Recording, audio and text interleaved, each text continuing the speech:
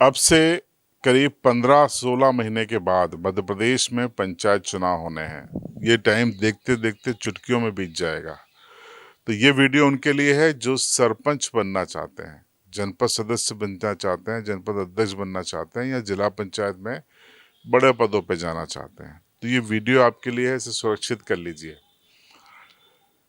इस वीडियो में हम आपको बताएंगे कि आपके पास क्या-क्या चीज़ें होनी चाहिए सरपंच बनने के लिए। जब आप आवेदन करेंगे तो आपसे स्थानीय निर्वाचन विभाग क्या-क्या जानकारी मांगेगा। तो ये लिस्ट इस वीडियो में हम आपको बता रहे हैं, तैयारी अभी से रखिए।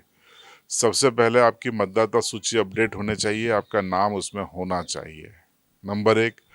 नंबर 2, आपको आपका एपिक कार्ड आप सुनिश्चित कर लीजिए कि व्यवस्थित बना हुआ है और सुरक्षित है। तीसरा, आपको एमपीईबी यानी विद्युत वितरण कंपनी की एनओसी मांगी जाएगी, यानी आप पर कोई बिजली कंपनी का, बिजली विभाग का बकाया नहीं है, इसका आपको एक एनओसी सर्टिफिकेट देना पड़ेगा। और ये लेने के लिए आपको अपने क्षेत्र का जो जेई का ऑफिस है वहाँ पर जाना पड़ेगा या डी ऑफिस में भी जाके आप ले सकते हैं। उसके बाद आपको कई बैंकों की एनओसी की ज़रूरत पड़ेगी। कहीं आप पर लोन तो बकाया नहीं है, आप डिफ़ॉल्टर तो नहीं है।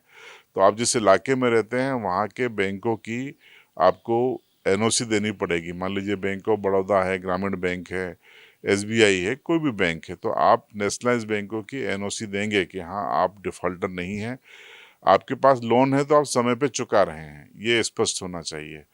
फिर आपसे मांगा जाएगा कि आपने किसी भी शासकीय ज़मीन पर अवैध अतिक्रमण नहीं किया है। ये आप सुनिश्चित करिए, शपथ पत्र दीजिए। और उसकी भी एनओसी आपको राजस्व विभाग से तहसीलदार देगा, तो वो भी आप तैयारी कर लीजिए। और अतिक्रमण करने का विचार है तो छोड़ दीजिएगा विचार, क्योंकि फिर आप सरपंच ही नहीं कर पाएंगे। इसके अलावा जो सबसे अहम जानकारी आपसे मांगी जाएगी वो ये है कि अगर आपके ऊपर कोई क्रिमिनल केस हैं जो थानों में दर्ज हैं या फिर न्यायालय में विचाराधीन हैं, उसकी डिटेल भी आपको देनी पड़ेगी। और न्यायालय से आप बरी हो चुके हैं तो उसकी सूची भी आप तैयार कर लीजिए। फैसलों की कॉपी रेडी रखिए कि आप शपथ पत्र में आपको बाकायदा देना पड़ेगा कि आप पे इतने मुकदमे थे, इसका निष्पादन हो चुका है, निराकरण हो चुका है, आप बरी हो चुके हैं। ये सारी जो आपराधिक डिटेल्स है वो भी आपसे मांगी जाएगी। आपकी संपत्ति का विवरण तो मांगा ही जाएगा, कितने खेत है, ज़मीन है, कितने घर हैं, वो भी आपको देना पड़ेगा।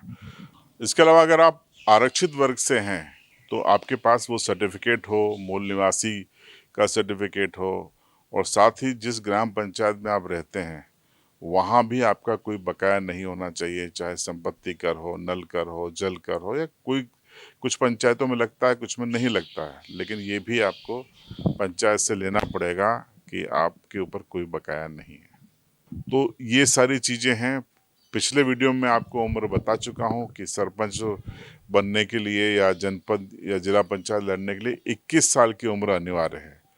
और अगर आप नगर पालिका या नगर निगम या नगर परिषद में सीधा अध्यक्ष का चुनाव लड़ना चाहते हैं तो उसके लिए आपको 25 वर्ष की आयु सीमा होनी चाहिए। और ये जो तमाम दस्तावेज है ये दोनों में आपको ज़रूरत पड़ेगी। तो इस वीडियो में मैंने आपको अपडेट होने के लिए अभी से बता दिया है, 15-16 महीने पहले से।